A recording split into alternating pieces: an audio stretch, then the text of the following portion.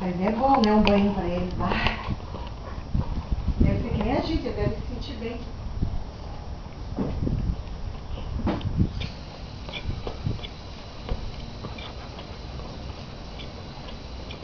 A pele é aqui, ó. Tá bonita essa cena aí, Valônia. Ela fica tá com o olhinho fechado. Ela nem viu que o Cocker tá por aí, ó. De tão fã que ela tá. Não é o Cocker, é a preta que tá aqui. Não, eu disse assim, ó. A Tinoca nem viu que o Cocker tá por aí.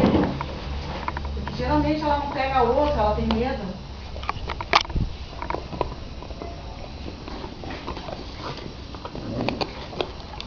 Ela tem muita vida aí, a Tinoca. Tu viu aquela foto que tu botou que a Nara disse que ela parecia um Marley? Tu viu ontem? Eu vi, mãe. Eu achei uma graça.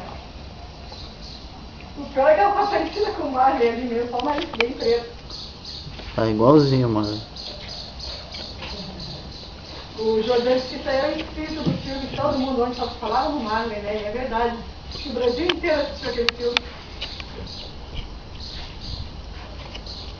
Não adianta, o cachorro não é uma coisa popular, né?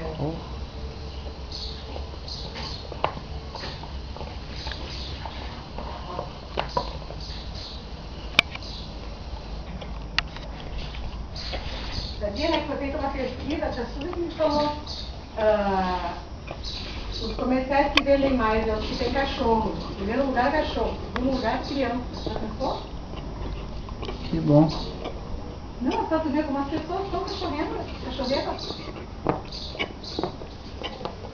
Agora eu vou lá entrar ver banheiro, que não dá pra entrar lá. Agora...